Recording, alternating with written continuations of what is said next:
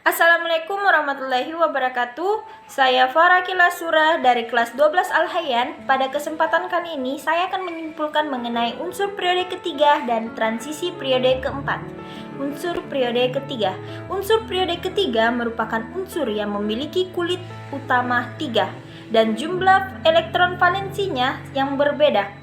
Unsur-unsurnya terdiri dari 8 unsur. Yang pertama, Na atau natrium, yang kedua Mg atau magnesium, yang ketiga Al atau aluminium, yang keempat Si atau silikon, yang kelima P atau fosfor, yang keenam S atau sulfur, yang ketujuh Cl atau klorin, dan yang terakhir argon atau Ar.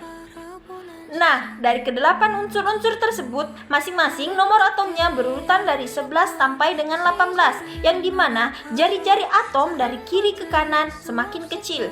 Energi ionisasi dan keelektronegatifan makin ke kanan maka makin besar, karena gaya tarik menarik antara inti atom dengan elektron-elektron makin kuat.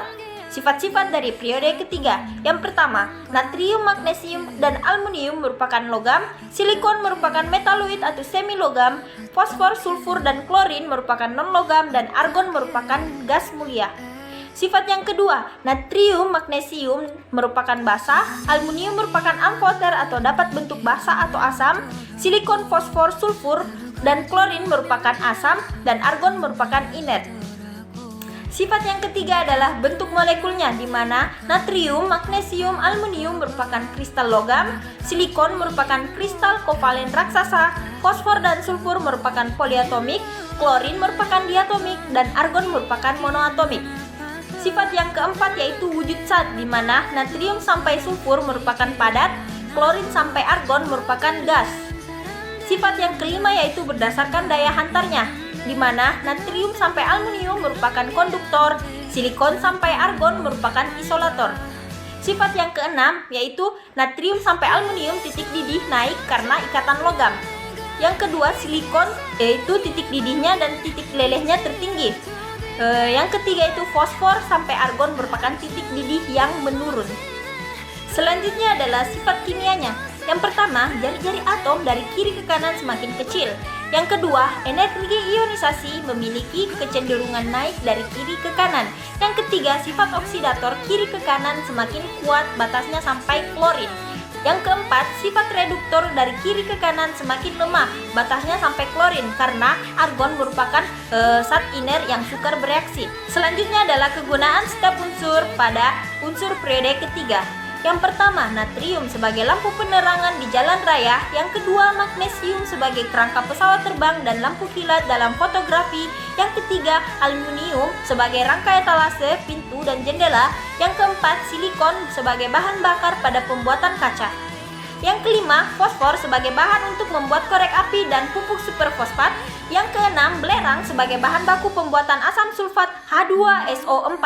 Yang ketujuh, klorin sebagai bahan disinfektan atau pemutih. Yang terakhir adalah argon, pengisi bola lampu listrik dalam pengelasan dan pencegahan perkaratan.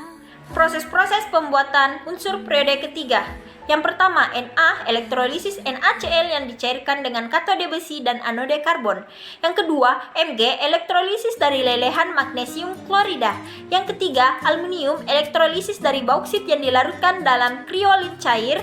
Yang keempat, Si, reduksi dari SiO2 murni dengan serbuk aluminium pada suhu tinggi. Yang kelima, P, reaksi batuan fosfat, batuan batubara, dan pasir dalam pembakaran listrik. Yang keenam, S adalah dengan cara fresh. Yang ketujuh, Cl dari garam klorida. Yang terakhir adalah argon atau Ar dari penyulingan bertingkat udara cair.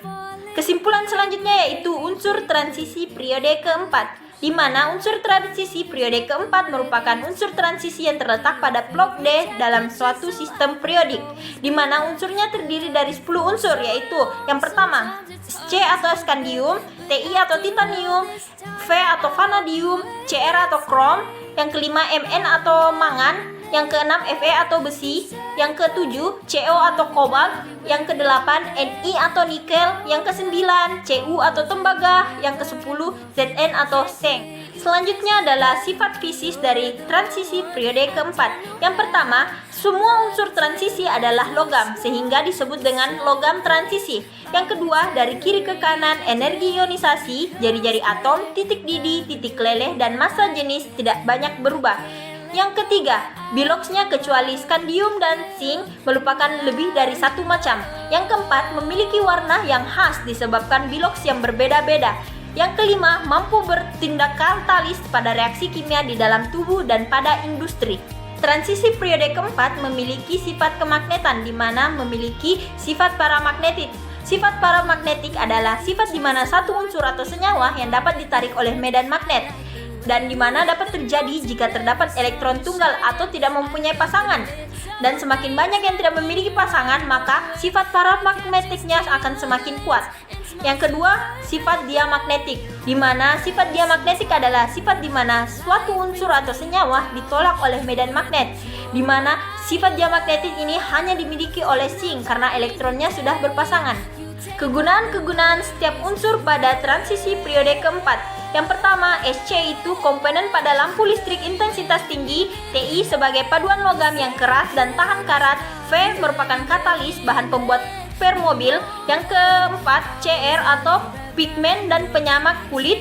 Yang kelima, Mn atau proses pembuatan baja. Yang keenam, Fe pembuatan perangkat elektronik. Yang ketujuh, CO atau bahan sintetis vitamin B12. Yang kedelapan, Ni bahan campuran sintetis stainless steel. Yang kesembilan, Cu sebagai bahan pembuatan alat elektronik. Yang terakhir adalah Zn merupakan logam pelapis anti karat. Proses pembuatan dari setiap unsur transisi periode keempat. Sc, elektrolisis cairan ScCl3 dicampur klorida lain. Ti, metode Kroll yang banyak menggunakan Kroll dan karbon. V, dari reduksi F2O5 dengan silikon besi. Cr merupakan proses Goldsmith, yaitu mereduksi CrO3 dengan logam Al. Mn merupakan mereduksi MnO3 dengan besi oksidasi dan karbon. Fe merupakan mereduksi oksidasi besi dan gas karbon monoksida. CO diproduksi ketika hidroksidasi hujan akan timbul NaOCl. Ni merupakan dari biji nikel. Cu merupakan pemanggangan CuFeS2. Dan yang terakhir, Zn merupakan pemanggangan Zn5 kemudian direduksi dengan karbon pijar. Mungkin cukup sekian kesimpulan dari saya. Lebih dan kurangnya mohon dimaafkan. Wabillahi taufiq wal hidayah. Wassalamualaikum warahmatullahi wabarakatuh.